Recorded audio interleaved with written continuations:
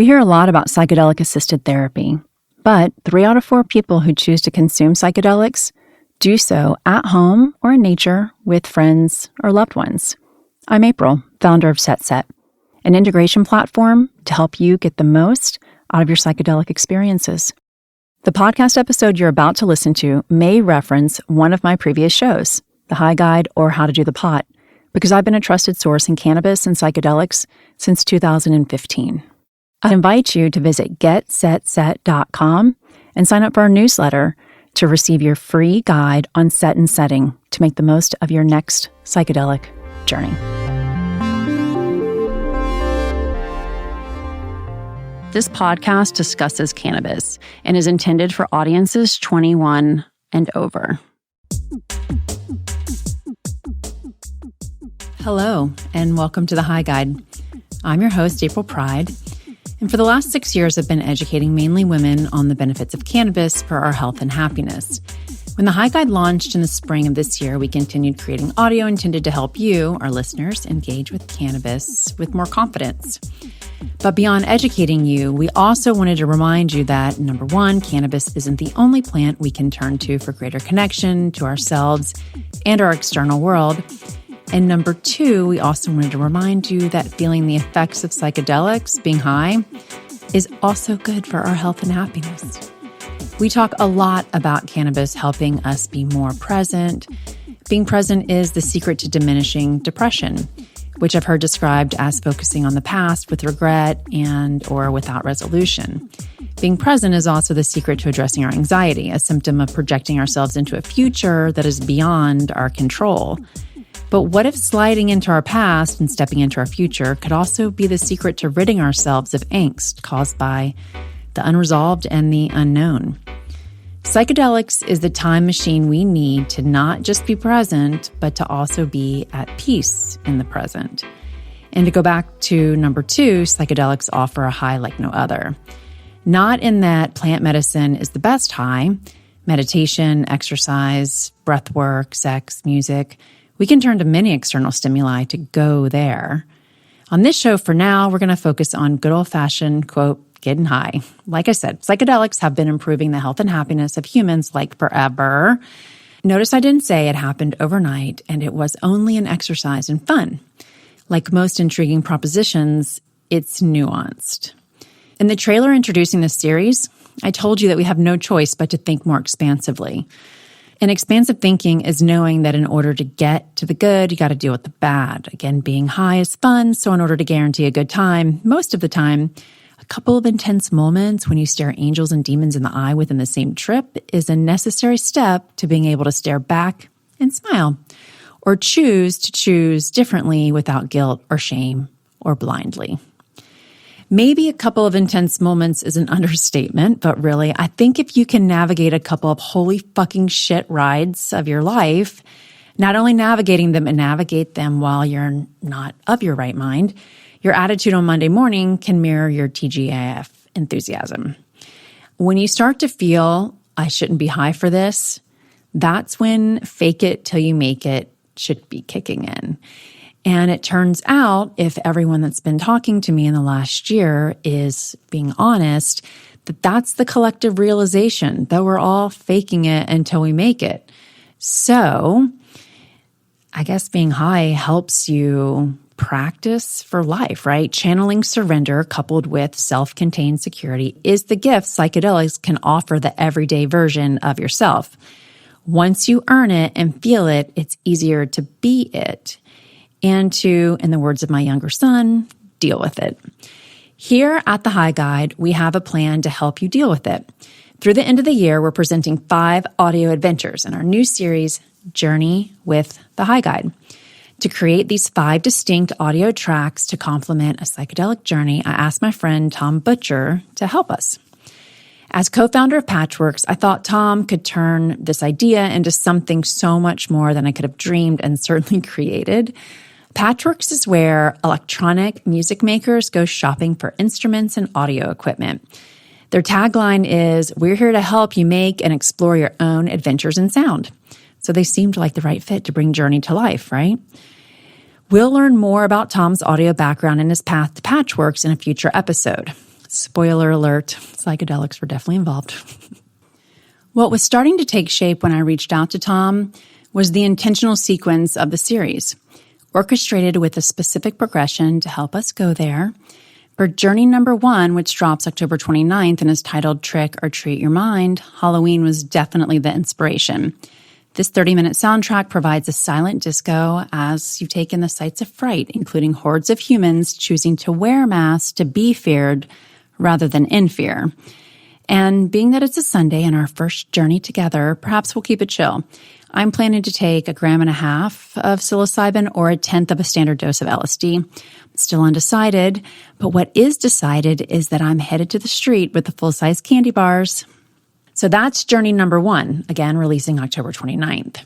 And visit our website to sign up for our newsletter and learn more about the episode schedule and our suggestions for sourcing trusted plant medicine.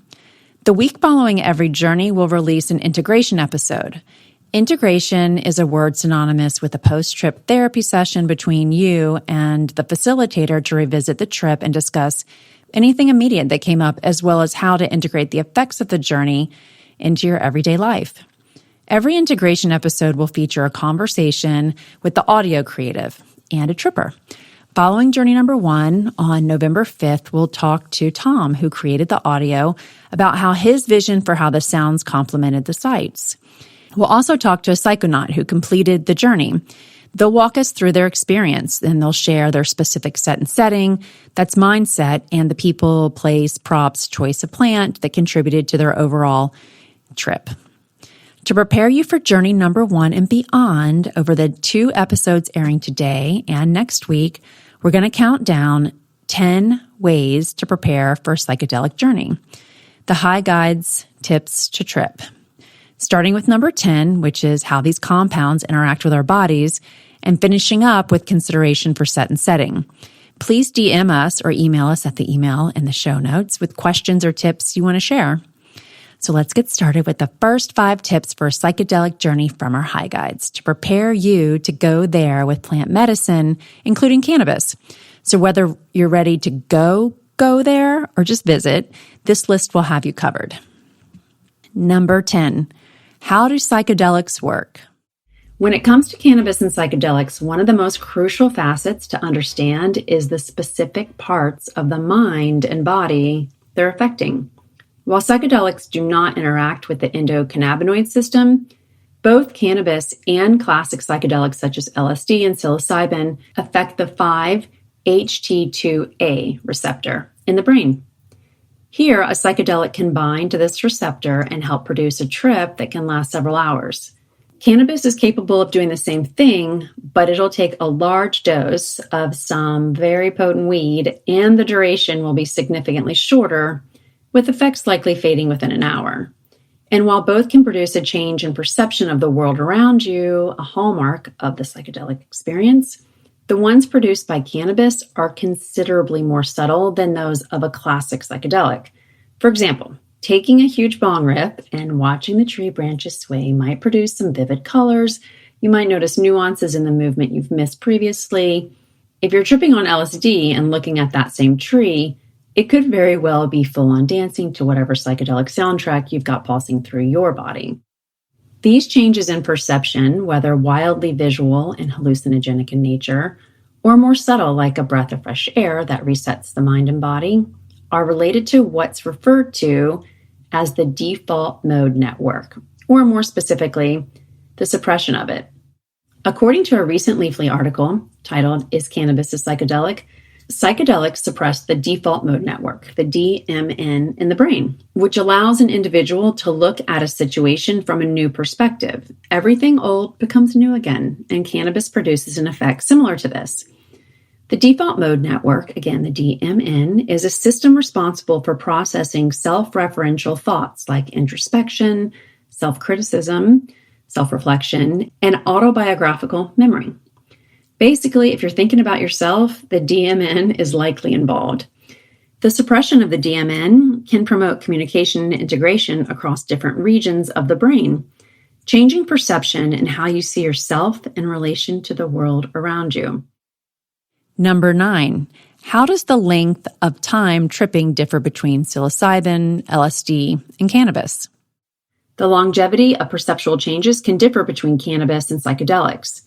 Positive alterations in mood and outlook are short-lived in cannabis compared to LSD or psilocybin. What's more, a psychedelic trip tends to last longer than cannabis. Psilocybin, involved there, can last an average of 6 to 8 hours, while a weed high wears off after 1 to 3 hours. Number 8, how does smoking versus eating cannabis affect my high?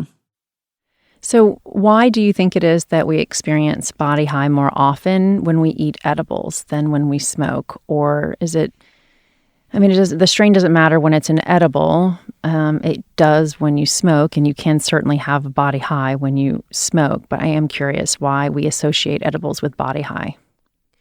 I think it's the process, the 11-hydroxy, the way that is metabolized in our body, and also just